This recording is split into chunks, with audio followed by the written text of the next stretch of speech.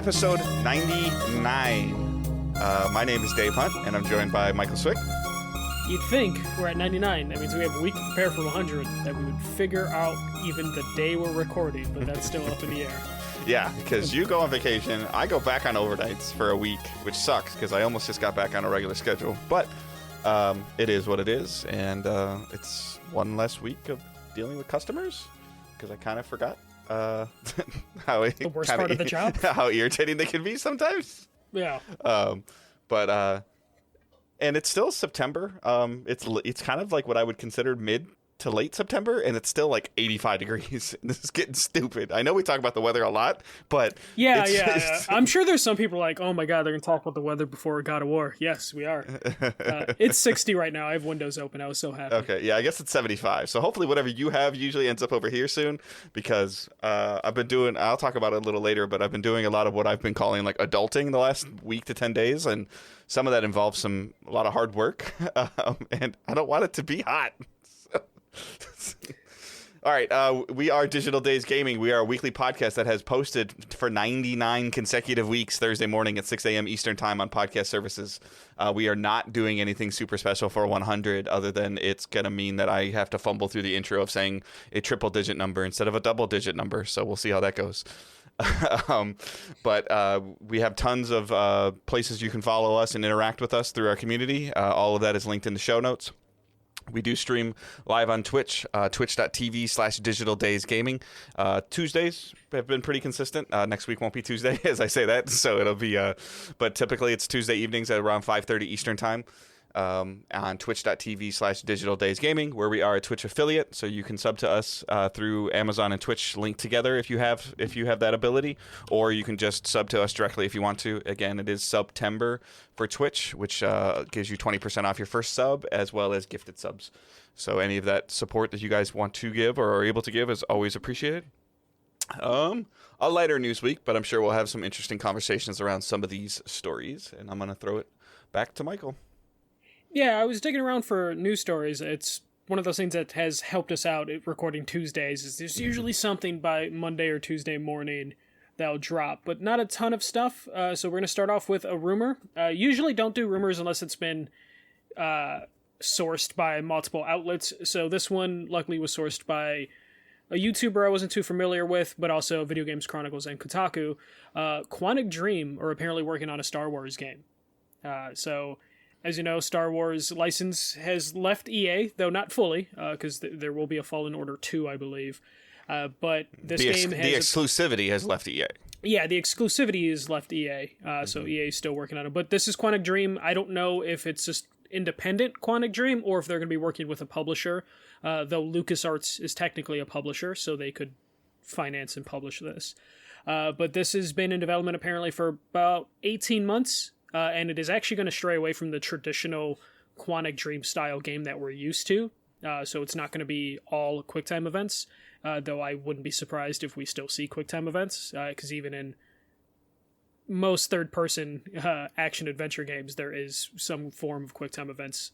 But this is going to be potentially more action-focused, and it's going to be open world. So completely different style of game than we're used to seeing from Quantic Dream. And as I mentioned earlier, so EA's got Fallen Order out there. Ubisoft has Massive working on a Star Wars game. Aspyr is remaking Knights of the Old Republic. So now we have like 4 Star Wars games coming from 4 different companies. So we're getting to the point where we're probably going to have like a Star Wars game every year for the foreseeable future, which didn't work out too well for the movies the last time they were trying to have Star Wars movies every year. But at least there's different takes happening. Yeah, I feel like these are, like as you just mentioned, like these we at least know what Fallen Order will be in terms of like gameplay style. The team that's working on the Ubisoft Massive team that's working on their Star Wars game is the developers of the Division series. So I would be led to believe it'll be a little bit third person covery, just because of like what they know and how their engine's built. I mean, that might be a stretch on my part, but I don't see why they would want to change from that. And then as well as we know what the Knights of the Old Republic will be. So there's some protection there. I have some concerns about Quantic Dream working on a Star Wars game, partially that all begin and end with David Cage. Yeah, So he likes to kind of do his own thing. In his own way, some people and he definitely has a love or hate. The consumers have a love or hate relationship with it. I know for the most part, you personally are not a Cage fan. No, I feel like he always has good ideas, but he just doesn't like deliver on those ideas from like a video game perspective. And then my other concern is what Quantic Dream is known for. Is not at all what I would want on a Star Wars game, nor do I think it's what Lucas would want on a Star Wars game, Lucas Films or Lucas Games or whatever you want to call them, because I think they're pretty set in their ways of their lore and the foundation of the Star Wars franchise and how it functions, and an overarching decision-making story branch doesn't sound appealing to me in that world. So the only like area I could see like a David Cage Quantic Dream game fitting is in the prequels era, because if you remember like those first two prequels, there was a lot of like political shit happening, a lot of like, you know, the government and all that dialogue filled stuff. Like the first two movies in the prequel were kind of boring for a lot of people. Like there was action, but there was a lot of like chess games happening between all the other fucking characters in that thing, like the Parliament aspect. Maybe Quantic Dream can fit in there if they're going to be a little more dialogue heavy, but I don't know if anyone would want a dialogue heavy Star Wars game, especially right now, because like Star Wars with the recent stuff, like they started kind of shaky with like the new trilogy, but then Mandalorian kind of bailed them out, and I just wonder what type of Star Wars we're going to end up getting from Quantic Dream. Like, obviously it's going to have to stick with the lore in terms of the current lore.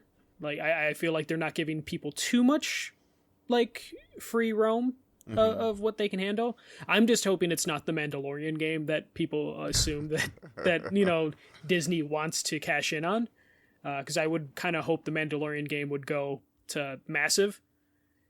Because I feel like the mercenaries stuff fits with Massive. Yeah. But so I'm hoping, like, I don't even know what characters you would want to give to Quantic Dream, because I feel like with their track record, you wouldn't give them some mainline names to work with. Whether you liked Fallen Order or didn't like Fallen Order, whether you liked The Division or didn't like The Division, those at their core foundation, there's always like really good positive things you can find out from the games, whether it's gameplay or mechanics or any of those things. Like I mentioned, the love-hate with the David Cage games is either the story and the pacing and how everything has been built in his multiple games. I mean, we're talking Heavy Rain, Beyond Two Souls, Detroit Become Human. There's something else in there too, right? Well, so there are three partnered games with PlayStation, which were the three you named, and then before they partnered with PlayStation, it was Indigo Prophecy. Okay. But like there are three PlayStation games. That was a 3-game contract they had with Sony. Okay.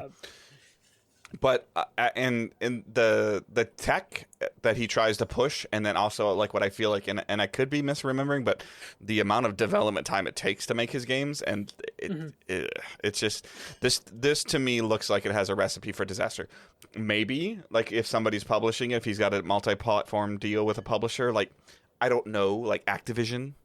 I'm just putting it out there. Activision doesn't really have anything in terms of longevity, and I would sure they would love to get into the Star Wars game. But so this is just a reach. If like Activision is publishing and wanting him to do something, they would definitely add resources, which they've been known to do, to help flesh out what they really want. And then they're using his studio for the uniqueness of the game that they want, and then they're using everybody else to make it to help fill in the gaps. Like that's a possibility. Again, I'm just throwing stuff at the wall and seeing what sticks. I think if it was a big publisher, I think it would have already leaked by now, though.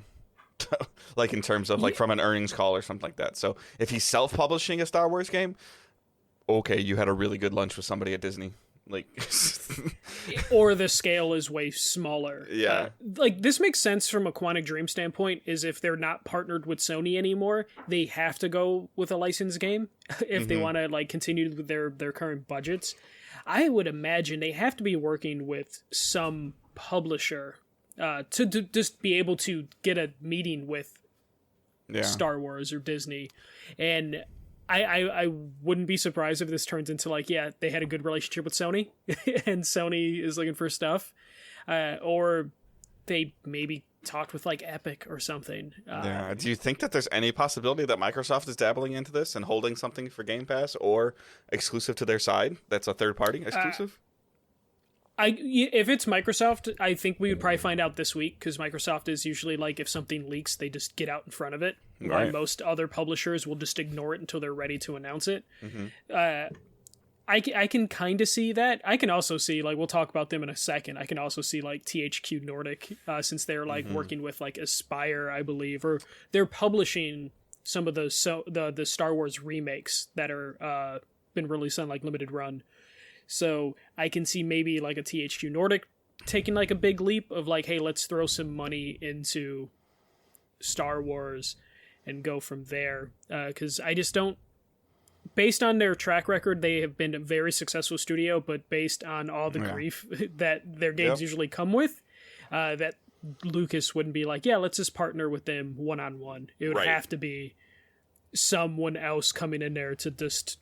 do something. Yeah, and to be fair, I have my concerns, like I've expressed before. I have my concerns about Massive, the Ubisoft studio, working on now supposedly 3 games: the Star Wars game, the Avatar game. Those 2 are confirmed. That is them, right? Yeah. And then there's something with the Division, whether it's Division Heartland, which is being worked on a little bit by Red Storm, but you know that Massive is still going to be involved in that, as well as whatever existing content that they haven't talked about for the Division 2 going forward.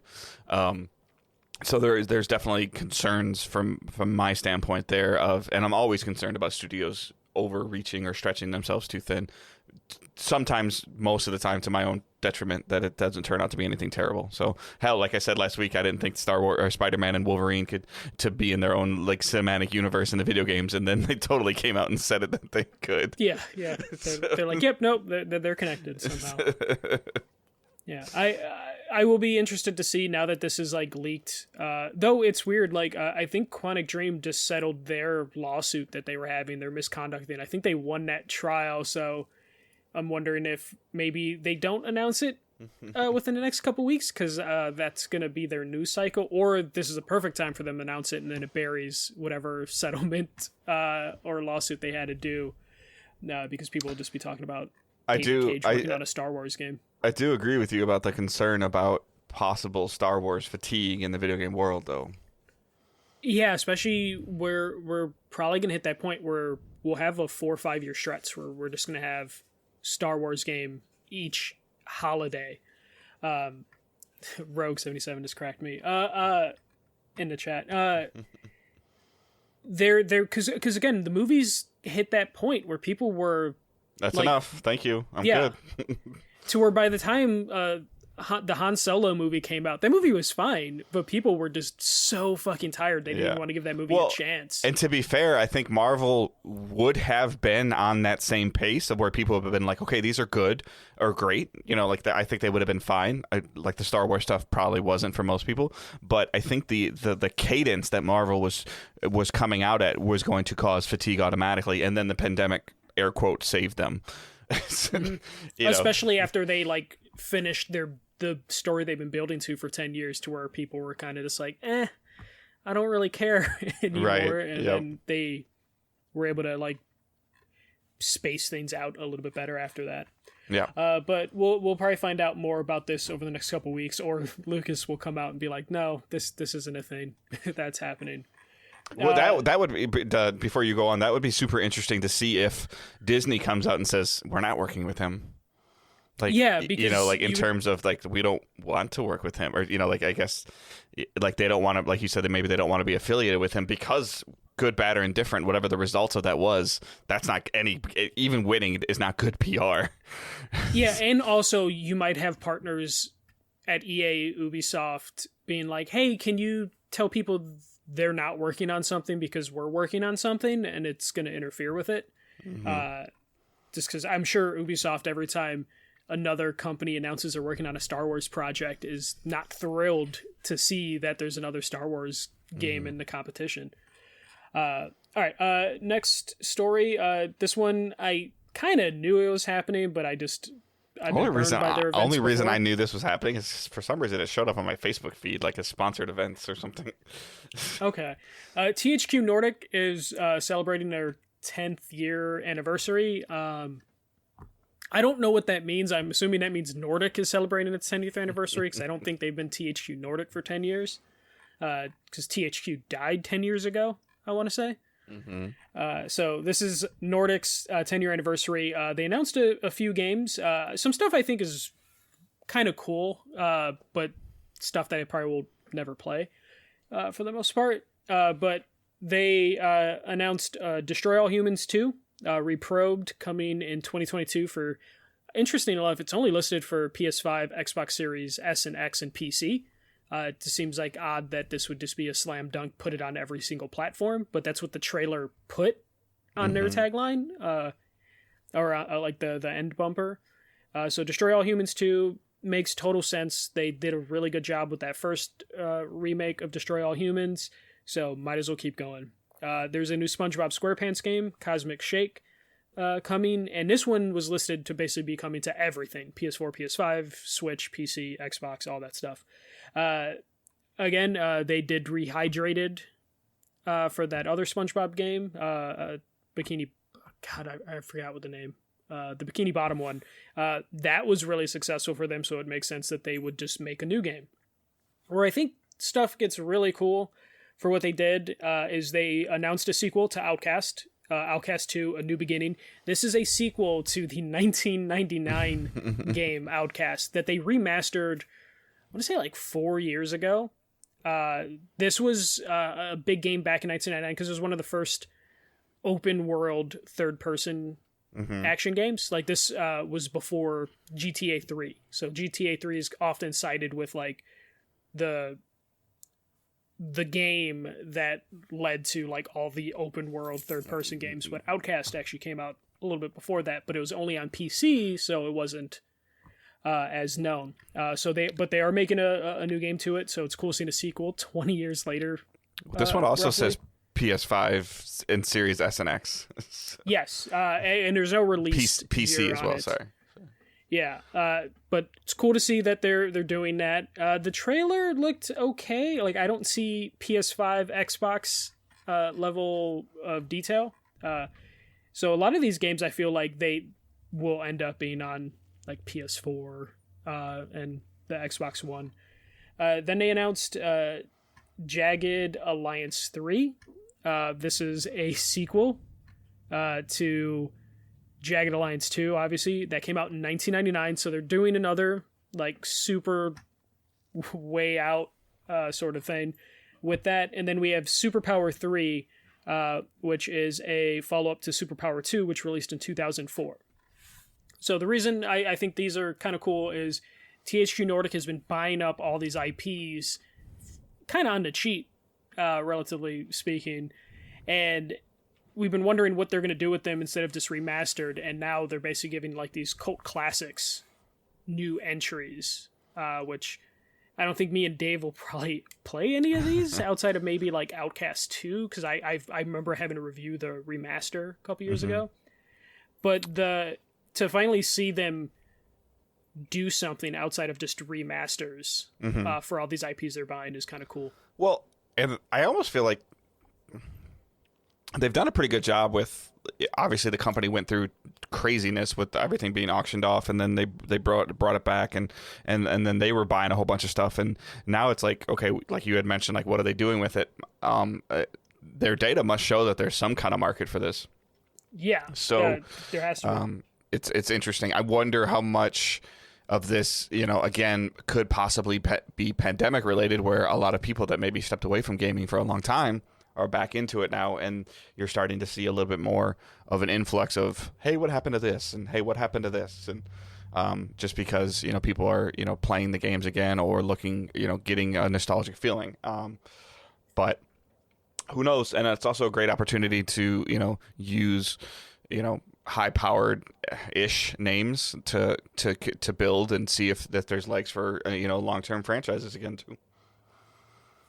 Yeah, they did the thing that we kind of were expecting them to do in terms of they used the remastered to test the water to see if there was enough interest in these franchises continuing, and it looks like that may be the case. Like, these franchises may be able to continue.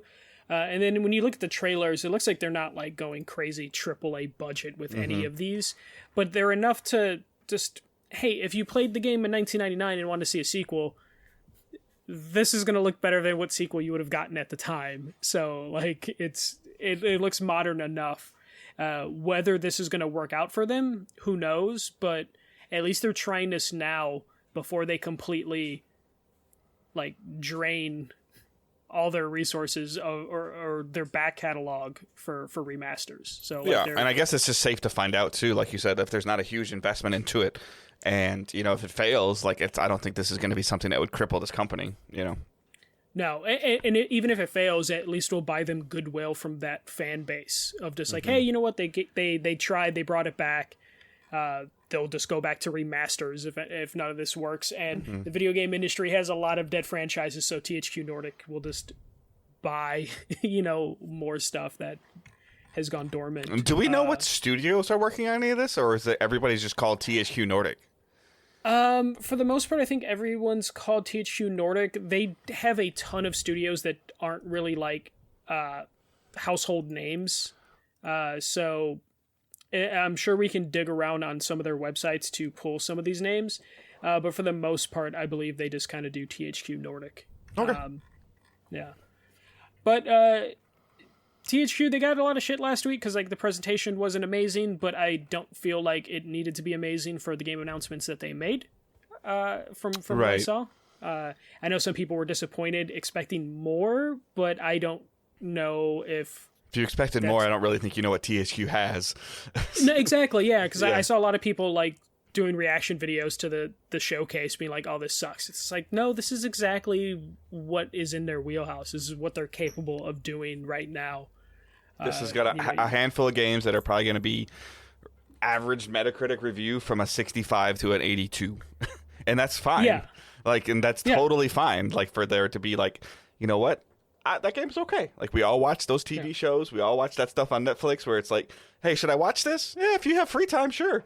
Like, yeah, like, nothing that THQ announces, THQ Nordic, is gonna be like we sold 3 million copies. Yeah, thing. Or we're gonna win Game of the Year. Like, it's just that's just not what that's not what they strive for. Like, they they're low expense, not low production, but average production, profitable games. And it looks like this is what this is gonna be.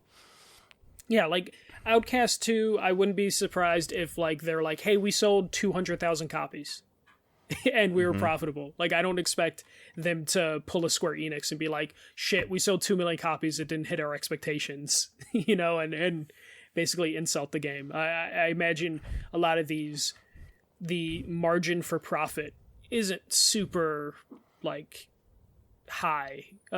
Like, they're fine just as long as they hit profit, they can continue to work, as opposed to, like, we need to beat production tenfold sort of situation. But yeah, so that was THQ Nordic, and the last story is kind of cool. At least I think it's kind of cool. So Corey Barog basically came out and said that God of War Ragnarok is going to be the end of the current Kratos and Atreus Norse saga. The primary thing it seems to be is they just don't want the story to drag on. Like, if they were to do a trilogy, we're talking about 15 years from first game to last game releasing, because development has kind of expanded so much to where it takes 4 to 5 years to release a game. So that seems like it was a primary focus for them to end this current saga on this game. Doesn't mean Kratos is going to disappear, but it means this specific father-son story will end in the next game. He did the interview with Captain Kuba on YouTube, if you want to see the full interview, there's like a lot of good insights on how they came to that decision. But I just wanted to get your thoughts, Dave, on the reason behind this, and if you think it's good in general. I'm fine with it. It actually makes me want to play Ragnarok more, because typically, like, the second game in a trilogy usually tends to have like the most filler in it. It also tends to be the game that has the most fun to play, typically.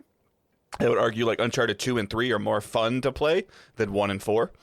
But, you know, obviously 1, you know, built the foundation for the story, and 4 was kind of tying a bow on it. It's kind of how I feel with the possibility with The Last of Us, which, you know, we're all assuming there's a Last of Us 3 coming.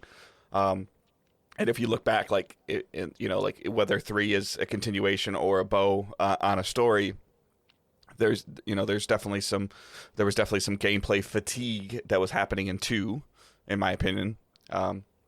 So these can be, you know, sort of that system. And then I also just would love to see what else Santa Monica can do. Mm-hmm. So I'm totally fine with this. So. Yeah, this makes sense, especially when you look at it. We're talking about people that want to create and then tying themselves down for the next 15 years on one story. Sounds like... Yeah, they've been working on God of War since 2015? 14? Yeah, 2014. Because they say roughly it takes 4 to 5 years to develop these games. So you're talking about like 15 years that they would have to just work on this one story that ideally... they would have had the story planned out completely in 2014, you know, and then it just comes out to building the world and the game and all those elements, as opposed to, you know, them coming up, finish God of War 1 and be like, all right, let's figure out what the story is going to be. Like, they know most of the big story arc stuff probably several years ago. Also, like, God of War 2018, I feel like was bigger than, like, God of War 1 and 2 original combined.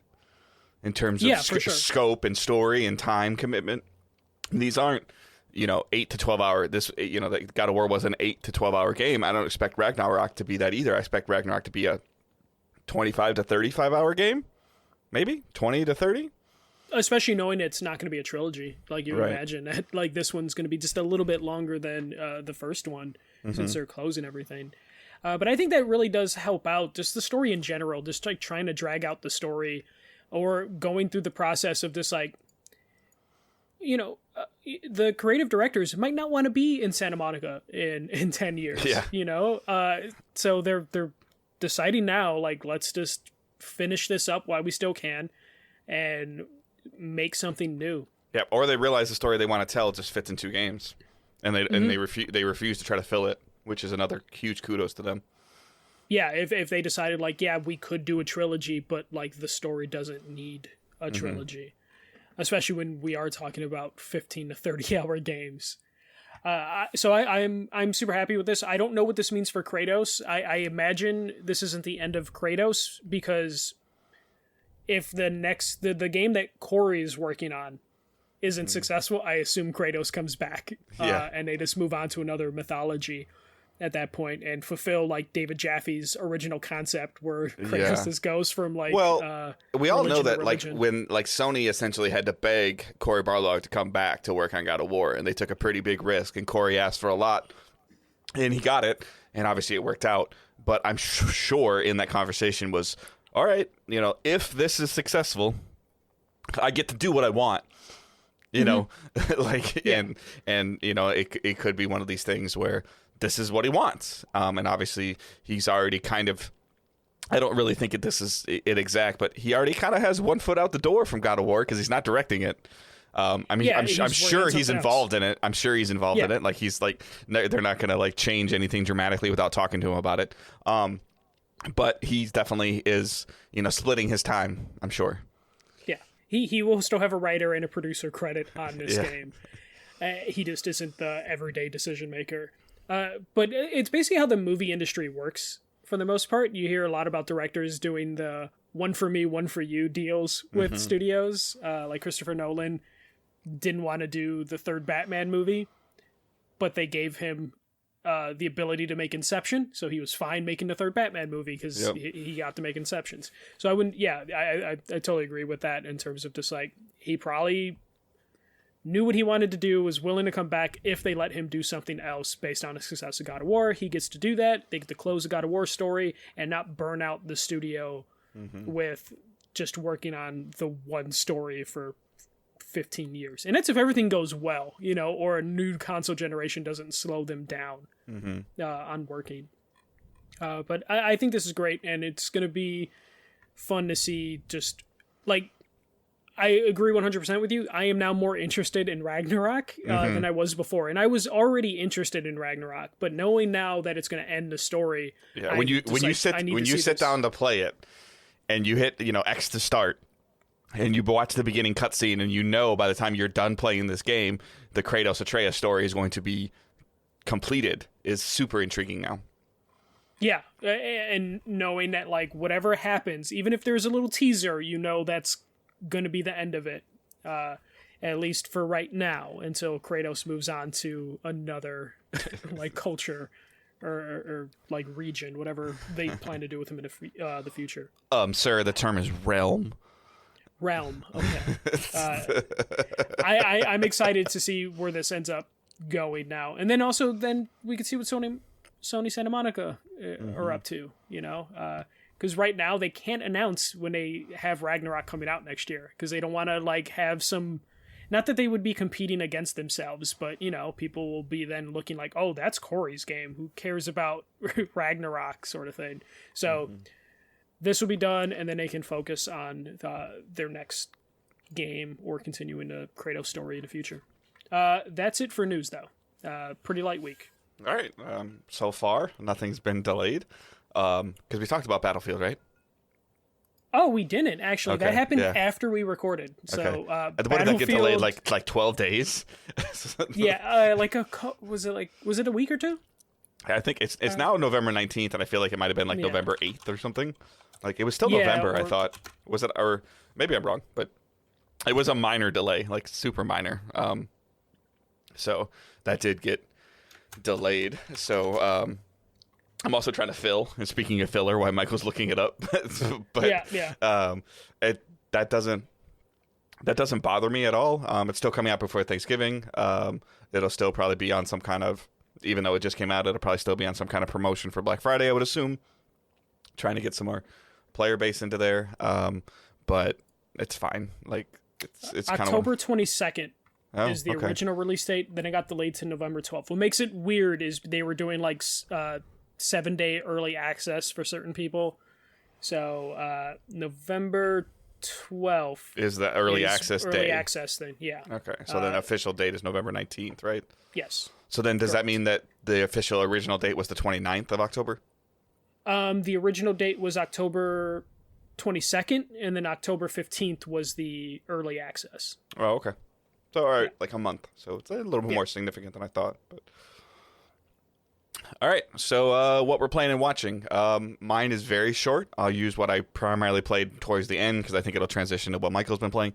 But I did a lot of adulting this week, trying to get myself back on a daytime schedule, going back to my store and working days again, as well as we did some finagling with our finances and changed some stuff around with the house. And so we bought, we did a lot of shopping on Saturday for like new stove and new fridge and new dishwasher. And now we're mattress shopping, which is not fun at all.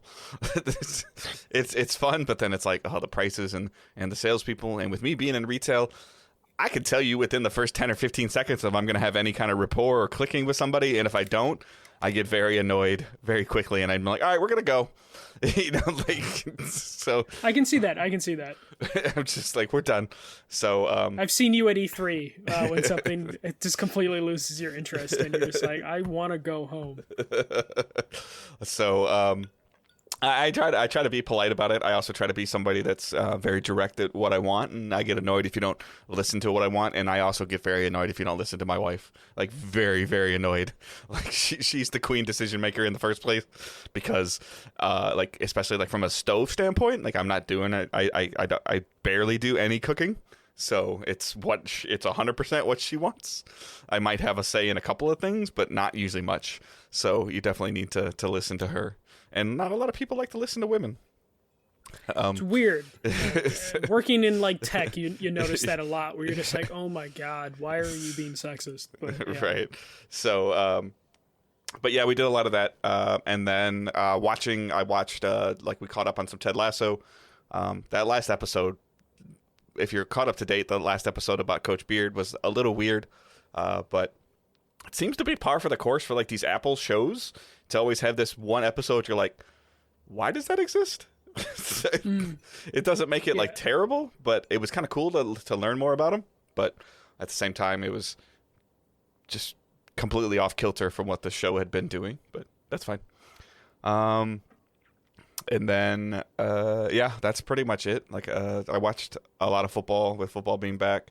Not doing too good in my fantasy league. So thankfully I didn't start one for DDG, because that would have probably annoyed me even more. And then played a lot of Kenna Bridge of Spirits, which I think you did as well. You played a little bit as well. Yeah. Right off the bat, it's a PS4 and a PS5 game. I think it's one of the best looking PS5 games I've seen. It's definitely up there. I think the cutscenes are gorgeous looking, but they're almost too good for what the actual gameplay looks like. But it's still a gorgeous looking game. But yeah, I don't think you've gotten to the part where I've gotten to, where there's a part where they zoom in really close on her hand while she's doing something. And the detail is just amazing. Like, I don't know. Obviously, I don't know. Was it a cutscene or was it an actual gameplay scene? It was a cutscene. Yeah.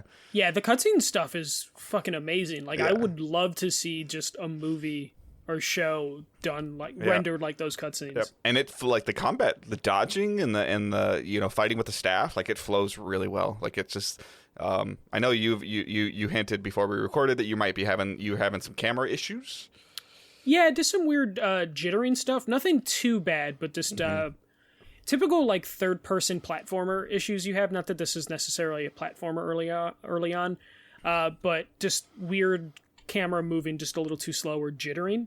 I'm playing it PS5, but overall, like I love the combat. Yeah. I'm getting some Uncharted vibes from it in terms of like the traversal and how you move around. Yeah, they definitely do the highlighted rock thing for you to climb on. And then like there's a lot of climbing, and the way like as you turn a corner, it like the camera spans away and it shows off the world, like where you're exploring, and I'm super intrigued by it. Like I said, the combat seems to feel really, really good right now. I still am struggling a little bit with some of the healing, and I know that this is probably just me, as I get older, like the tutorial screens, the text is too damn small. So I don't have a problem with the tutorial screen being too small. I have a problem with the tutorial videos being jittery or like really low frame rate. I guess I don't look at the video. I read the words and then I just move on. So I usually just tend to learn more by doing, and I like as they've added more mechanics to the game, they've done a pretty good job of like kind of showing you how to do them. I don't like the I guess are they called are they called roots? Rots? I think I've heard them say rot. Okay. Which I was expecting it not to be rot, but when you talk to the old man that gives you a mask, like the rots really take to you or something like that, Yeah. They're amazingly cool looking. I would love to have like a plushie of this in my house, for the record. Have you put the hats on them yet? Yes, I have. I don't know what they do, but I have. So. Yeah. And it lets you put the hats on them individually, so it's not just one hat for all of them. You're putting hats on them individually. I don't know. I really loved everything about the art style and those guys. It's cool looking. I hope that like down the road, like the hats maybe mean something. But if they're also cosmetic, as long as they stay 100% cosmetic, I'm fine. I don't want to see both of like, oh, this looks really cool, but it does nothing. This one looks really ugly, but it's super powerful. Like, I don't want that to happen. But just like the dialogue between the Kenna and some of the characters has been fascinating. The like the spirit stuff that they're showing is super interesting. I can't believe this is a $40 game. Yeah, this kind of hurts PlayStation being like, games are $70 when you see this at $40, and you're just like, hey, if this is a 12 to 20 hour game. Yeah, and it's $40. I'm like super impressed. I definitely want to see where the story's going, but I'm definitely one of those, like, I was kind of like right before we were recording, I was trying to finish something. I'm like, I'm almost done. I'm like, crap, it's 5:32. I gotta go. So, like, it's definitely wanting to keep playing and keep learning and keep adjusting. So I'm enjoying it very, very much. If you're on the fence, financially about a game, right off the bat, like, I think this is easily $40 well spent.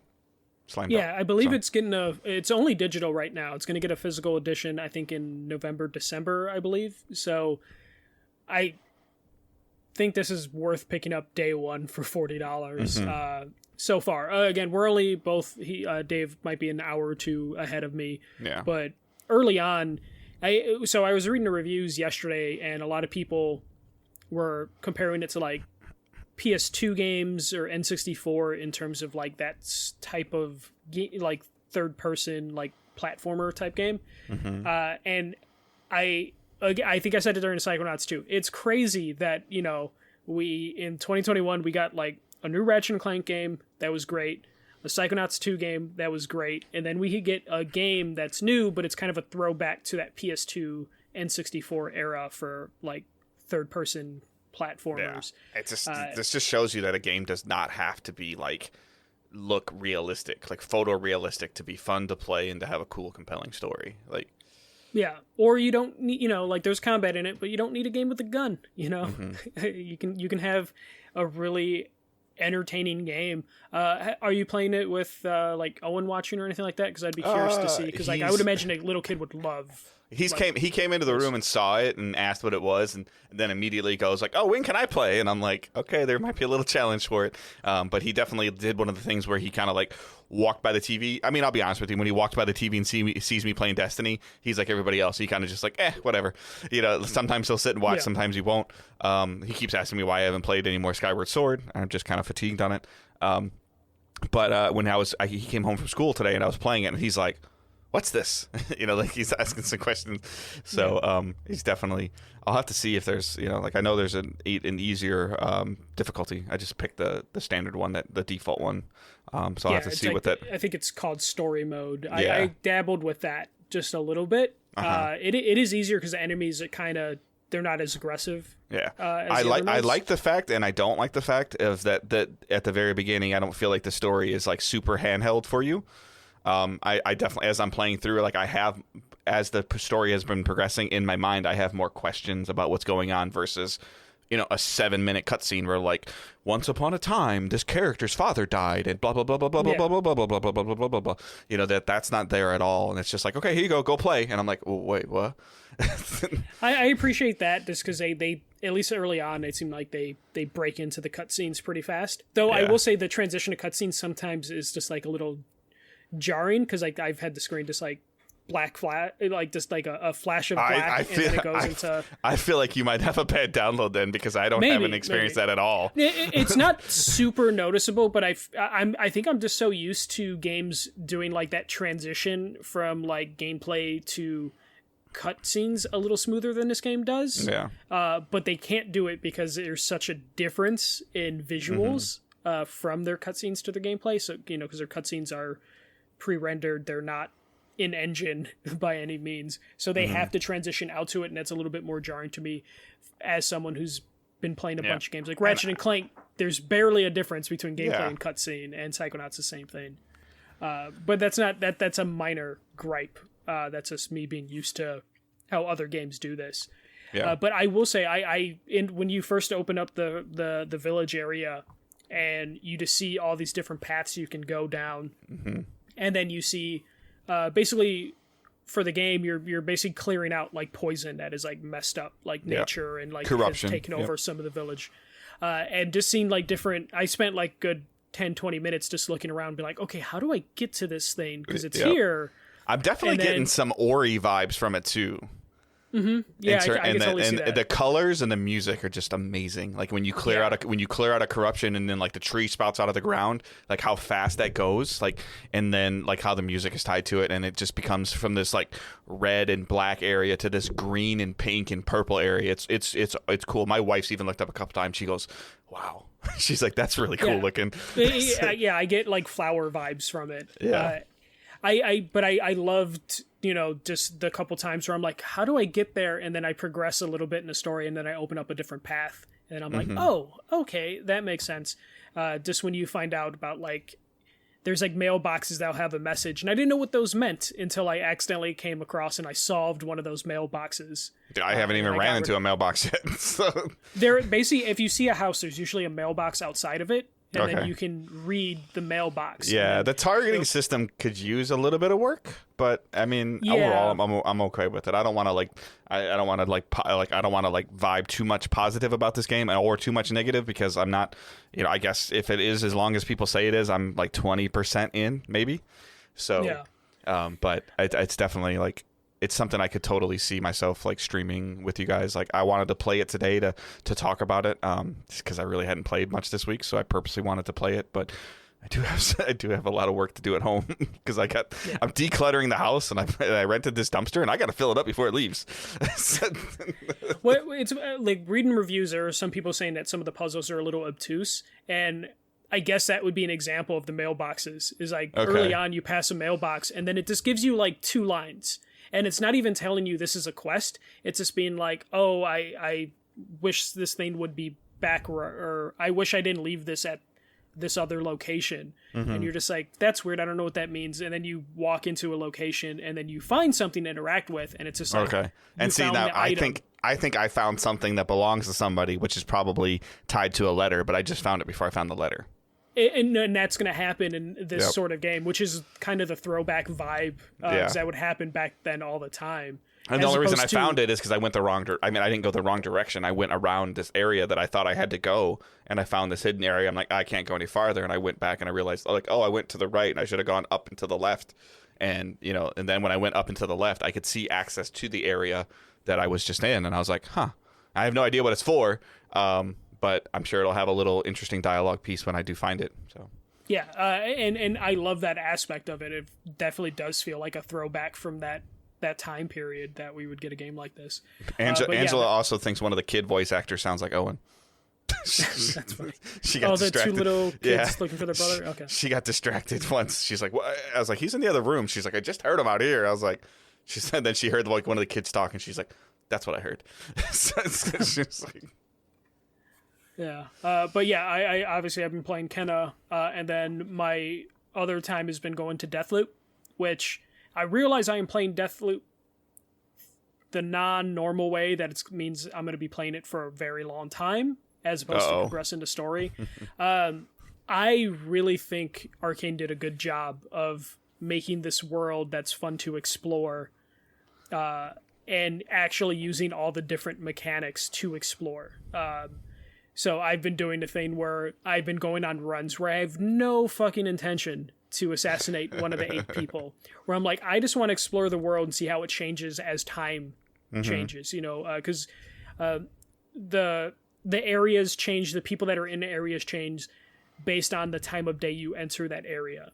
Okay. So you might see people in the daytime that are like getting ready to party, but then if you visit at night, they'll be drunk, and they'll be in different paths. They'll be in different buildings. Different buildings are open at different times of day. So that opens up another like potential thing for you to discover and mess with. So I've been having a lot of fun just being like, I'm just going to explore. I don't care if I get killed or if a visionary. You're playing Deathloop for people watching. Kinda, yeah. Just because I'm fascinated with the world that they have. That's great. Yeah, especially, it's weird. So I don't really give a shit about the whole, like, oh, we got to end this loop. Yeah. I'm more fascinated by, like, how they got there and then just getting all You're more info. fascinated by the death part, less fascinated by the loop part. Pretty much, yeah. Where it's a fascinating world. I love all the little details that they've added to it. And I really like the mechanics. Like, yesterday spent an hour walking around with a turret that I deactivated. Okay. And then putting it in different areas. Oh, like the thing you can turn like into a suitcase or whatever? Yeah. So I spent an hour just walking around Updam, just like killing everyone in that area by just placing it, setting it up, and then throwing a bottle so I can get them to come in its range. What's that noise? Turn the quarter. Yeah, basically. And I just every time I would finish up, I would close off an area of like eliminating everybody, and then I'll just pick up the suitcase and be like, all right, let me go listen for more voices. So let me ask you, because I don't know, because I don't even think I've even dabbled with it at all, other than slightly when it was a PS Plus title. How much does this feel like Dishonored? Mechanic wise, it feels very similar. Because it's making me want to play Dishonored then. Yeah, no, it definitely has that gameplay vibe of Dishonored, just how like the AI works. But Dishonored didn't really have guns. Right. I get that part, but I meant like the movement and the stealth mechanic. Like it's interesting to me. Now, full disclosure, again, I haven't watched it yet, but a YouTuber that I follow, he's done like a full like break the loop run, and this is what I was curious about. I think once you figure out exactly like where you're supposed to go and when you're supposed to go within the however X amount of steps you're supposed to take to break the loop, it looks like it's like an hour to do a playthrough. Oh, which is super cool to me. Like, yeah, because as you're playing it and you're reading notes and you're overhearing people talking, like that's a thing that I didn't realize is you'll get information that you can put in your dossier just based on like, oh, I passed these two NPCs talking and they gave a little bit of information. For the first like 2 hours I was playing, I was like, oh, okay, I read this note or I listened to this recording and this gave me more info. But no, the NPCs will be talking about the visionaries, and that will give you more information. And then you'll find out. That's super cool. Like, it's so cool to me. Yeah. So. And you'll find out just different information of just like, oh, Harriet will be here during the day, but sometimes she's here at night. And then you're just like, oh, so if I line this up right and eliminate specific visionaries, there might be a chance where I can get 3 of them in one area in one quick thing. So where I'm assuming I can set up that perfect run to get it in an hour. If I just like figure out all of their little habits that they're constantly repeat each day, and just being like, okay, if I eliminate this one person, this will affect everything else the rest of the day, and I might be able to get the visionaries to change their schedules enough based on who I eliminated already. And I love that possibility of what you can do with there. And right now I just feel like I'm playing as just gathering as much information as possible, so then I can do a perfect run. Because I just Michael's gonna walk into the room and he's gonna put so many chess pieces in place that he's gonna have all 8 of them in the room at the same time. He's just gonna blow the building up, and the game's gonna be like flawless completion. And I hope there's a possibility to where you can get a bunch of them out at one time. And it's funny, I'm not even like dabbling with like, because I'm ignoring the visionaries, I don't really have any powers. You get powers, but I am at the point where it's just like, there have been times where I see the visionary pass by and I'm like, I could kill them right now. But I'm just like, no, I'm not. I don't want to do this I'm more interested in where they're going to be at 6 o'clock, 7 o'clock, and 8 o'clock than I am in killing them at 4 o'clock. Yeah. When I went to go get Harriet and I saw her doing her like weird ceremony, I was just like, I could go guns blazing, but let me go walk around a little bit more and see what else is happening. So cool. I'm definitely playing Deathloop my own way, but I'm enjoying it. Awesome. Fully. But that's kind of all I've been doing for playing and watching. It's just been Deathloop, Kenna, and then Ted Lasso. I started season 2, so I'm like season 2, episode 3. Okay. I've been off, so yeah, I've been off the last couple of days, so it's just easy to just. Do you like it? So I still don't really like Ted. Okay. I enjoy the show, but it's just basically anytime Ted's on the screen, I'm just like, can we go back to Roy or Rebecca or Kaylee? So I'm enjoying it for the most part. I just want the record to show that I recommended a show that Michael has continued to watch. That's all I really wanted. To be fair, everyone's been recommending the show to the point to where the show was getting a bad taste because of how many people are like, you need to watch this. It's why I don't watch The Wire, is because everyone just tells me to watch The Wire. I know. Yeah. But there's no, like, I guess the biggest thing that I like about it is there's, like, I'm always interested to see what's going on, but there's no, like, emotional attachment. There's no, like, I don't really feel like I get super tense watching the show or super sad watching the show or anything like that. It's just always just like, okay, like, that was good.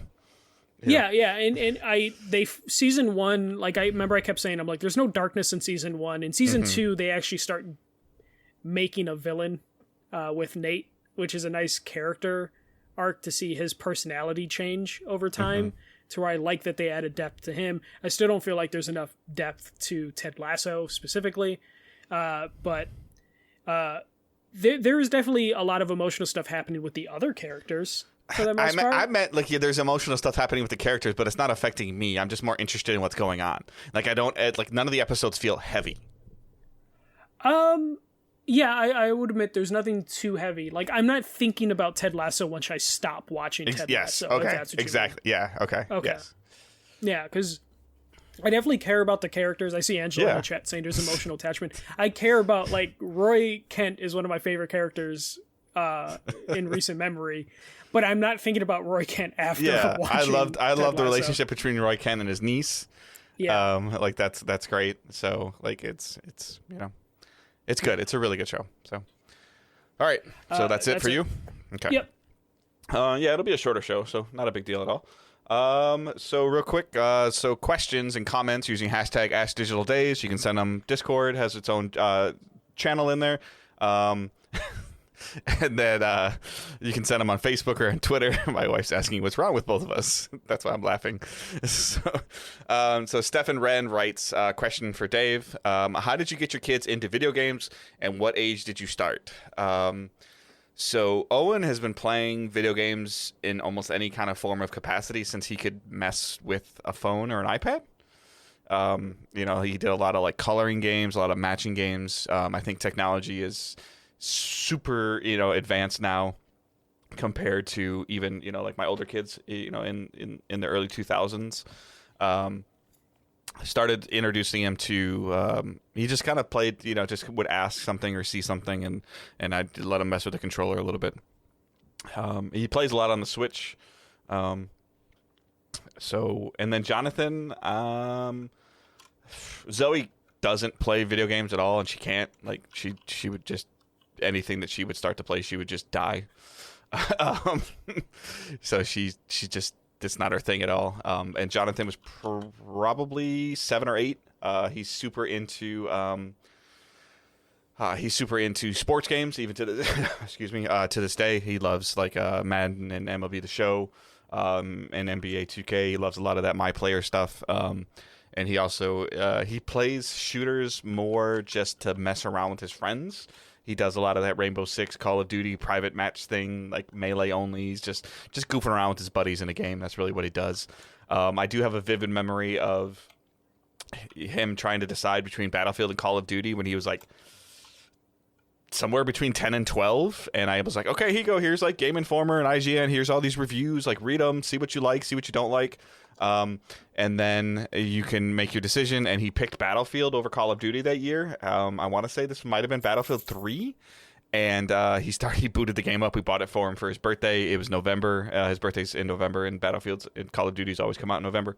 And like within the first like 30 seconds of the game, there was a bunch of cussing, and my wife was like, "What is he playing?" And I'm like, walked into the living room and gave him a pair of headphones. I'm like, "Here, you have to wear these." And to this day, he still hates headphones. Like he does not like to play video games with headphones at all. Which, you know, feel bad for his fiance. So that's all I'll say about that. It just reminds me of this you guys hearing the cussing from the game and being like, "Uh-oh." It just reminds me of just like I didn't care. No, I know. It just reminds me of just like my little sister playing Grand Theft Auto like 3 in Vice City, and when she was like 7 or 8. Let's go get the hookers and blow. No, but like my mom being like, "Oh, what is she playing? Is it a driving game?" Because my little sister would actually follow the lights, like the traffic lights, and then at one point she is driving, or someone shot at her, she's freaking out, and she's like, "Oh, I need health," and then she picked up a hooker, got her health back, and then she's like, "Oh, if you run them over, you get your money back," but she had no idea what the hell was happening in the game during it. My mom being like, "What the hell is she playing?" And it's like, just a driving game. Yeah. So I think I'm gonna guess a little bit here, Stefan. The root of your question is I know you have a young child, and I think that you just this is the same thing I tell everybody, and a lot of people ask me this like out and about in our social gatherings as well too, because like I'm the one like that they figure out like I play video games and they're like, oh, like, and they'll ask me stuff about games all the time, which is totally fine. You just need to know your kid, like in terms of what they can or can't handle. You need to, and the only way you find out is by trying. So like putting something on an easy difficulty level, again, like this is me, like you have to know your kid, like I said, in terms of what they can or can't be exposed to. I have a nephew that at the same age as Jonathan was, like there's no chance that I could expose him to a shooter game like that, like Call of Duty or Battlefield, like because he would spend every waking moment of his life intimidating what he saw in that game, because that's just how he functions. Jonathan didn't function that way. He was able to like, and he's still to this day, like he separates like that's entertainment, this is real life. Like he's got a very vivid line of what happens. And so I think that you need to try. Like again, when I was really young, I got to watch like Terminator or Commando as a really young kid. My dad, right, wrong, or indifferent, allowed me to watch it, and it didn't, I don't think it messed with me too much. But I just think that you kind of have to see. And if you do something, if you give them a little bit of time, and then, like 2 days later, they're still like reenacting something they did in there, maybe they're not ready. I don't think that I'm not the kind of parent that because a movie's PG-13, I'm not going to take my 9-year-old to it. Like that's not how I work. So I don't know if that's a little bit of a ramble, but I think you just kind of have to know how your kid reacts. So, and then Ben Palmer writes, who's getting an SSD for the M2 slot for your PS5? If so, what make it, model, and capacity? I would love to get one because I'm kind of tired of messing with space on the hard drive. Not that it's a terrible thing right now, but I'm still waiting to see some more research. Somebody, Hussein just posted in our Facebook group a cool video from Digital Foundry. I haven't had a chance to watch it yet, but kind of showed like the lowest end drive and how it functions and what it does or doesn't do. So it'll be super interesting to see how that's working. The firmware went live last week, so everybody kind of has access to it. And we'll have to see. I'm just kind of waiting and hopefully to see all the pricing kind of like settle itself out. That's kind of what I'm waiting for. I just want something in the middle. I want something that's got good space, good speed, and a good value. Yeah, ever since they've unlocked like cold storage for PS5 games, I've actually been kind of okay bouncing between the internal drive and then my external SSD that I'm using. I basically just grabbed the 1 terabyte SSD that I had lying around, put an enclosure on it, and use that. And I've been pretty okay with that. And then also, because I've just been using my PS5 for exclusives, it's not really affected me too much, especially the exclusives for the most part. Once I beat it or get the platinum, I have no problem deleting it for now. Mm-hmm. So I've been able to like really manage my space with that external drive. So I don't know if I'm going to get an SSD right away. I say that, but then as soon as there's going to be a sale for one of them, because right now they're still kind of like overpriced in my opinion. It's like 1 terabyte's like $200, and I don't know if getting a 500 gig one would be worth it. Right at that point, and I almost feel like if I'm going to spend $200 or $250 on a hard drive extension, I'll just buy another console. Like that's kind of like where I'm like maybe I'll have a console for my games as a service and a console for I know that sounds crazy, but I don't like there's people that I know over the last couple of years that have like an 8 terabyte drive in their PS4, and they're like, oh, I gotta make space. I'm like, why the hell do you need access to 47 games? Like, why? Well, that's how I was on the PS4, but with the PS5, even though I'm playing PS4 games often on my PS5, I've just gotten better at this. Like, okay, if I download all the games, I'm gonna put myself in a situation where I'm like, shit, I don't know if I'm gonna play this. And then I don't play any games. Yeah, so it's more purposeful for me. Like, oh, I'm going to download Horizon, which means I'm going to play it. Versus like, oh, it's already on the drive, I'll play it later. Like, oh, I'm going to download Days Gone or download Detroit or download whatever, and then I'm going to play it. And then when I'm done playing it, I'm going to delete it. Yeah, and that's basically what I'm going to do. Where with or what I have been doing for the PS5, where it's like if there's a game I'm interested in, I'm just download it. And not give myself the chance to put 4 other games on it to where I'm going to be stuck. We're like, oh, I don't know which one to play. It's just like, no, whichever one's downloaded is the one I'm going to play. Like, I deleted Ratchet and Clank because I got the platinum. I'm not going to play it again after getting a platinum, or at least not anytime soon. Mm-hmm. Like, when we get towards the end of this console generation is when I'm going to want to download all of my games onto a theme. So or if they bring out another Ratchet, I might be like, hey, you know what? I need a refresher again. Like, let me go see what's going on in the story, you know, like, but... Yeah. I only want all my stuff downloaded when it's towards the end of that console generation, and then I get that paranoia of like, well, they might close the store one day. And by then, these NVM drives better be like $100. Like, yeah, the good ones. Yeah, better be. It's just not something I'm in a super hurry for. I was worried about it, but you know, like it's just kind of like it feels like it's more on purpose gaming. It's what I've been talking about, like with my love hate with Game Pass. Like it's just everything's there, so I'm just like, okay, cool, I'll play it whenever, and you know, and I'm not.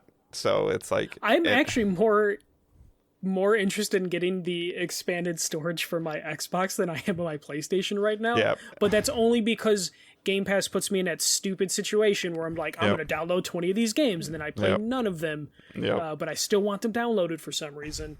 So when I load up Game Pass, I'm like, shit, there's 3 games I downloaded that aren't on Game Pass anymore. Oh gosh. Yeah, but for the PS5, I'm fine juggling right now. I'm still looking for a second one, but that's just because we need 2 PS5s right now. Because he needs one for Final Fantasy 14 and one for everything else. Basically. All right. So yeah, again, you can always send us questions using hashtag AskDigitalDays. A little bit of a shorter show. We don't really have any spotlights. The Everworld interview is still there. The Far Cry impressions are there, as that game's coming out in like 2 weeks. The Halo technical test is happening this weekend. The Halo Infinite multiplayer technical test. I got an email invite for that this week, so I will definitely try to check that out. I might try to stream that depending on schedule and stuff. I'm not sure. A couple people asked too, like I just don't have any desire to check out the new Call of Duty. Like it's just not my thing. So I didn't mess with the betas at all. But you can also follow us on Twitter at Digital Days Pod. You can follow Michael at The First MJC. You can follow myself at Good Dave Hunt. Facebook group, Discord server, website is all linked in the show notes. So check that out. Patreon's down there as well. Patreon.com/DigitalDaysGaming. And you know, where we have $1 tip jar, $3 Discord access, $5 gets you 24-hour early access to the podcast, to the numbered shows. So those are the tiers that are there. We need to do a better job of the monthly episodes. We're getting really far behind, and we're bad at that. So apologies. Well, I think we're going to record one this week, since we're probably recording Sunday. We'll probably have some time to record one. So we'll figure something out with that. So, but yeah, other than that, any support that you've been able to give is super helpful. Reviewing the show, sharing the show with other people, reviewing the show with words and stars is always super helpful, especially as we get near episode 100. And maybe when people come across us on the search feed, they'd be like, okay, these guys have been around for a while. Maybe it's worth checking out, versus I don't want to like commit to a podcast that's like only posts like once every 4 months. So, you know, like there's definitely or is only posted 4 episodes, you know, is on episode 4, or 6 or 8 or 12, like just a short number. Like now when we get into triple digits, it's always like, okay, these guys are here for a long haul, and they've consistently every 7 days released an episode. So maybe some more people will check us out. So sharing is super, super helpful. So other than that, I don't have anything else. You got anything, Michael? Nope. Just hopefully we'll have an episode next week. Yeah, we will. So. Or just have Josh record something. Just have him just... Discs are cool, okay? All right, I hope everyone has a great week. Keep moving forward. Don't be a dick. See ya.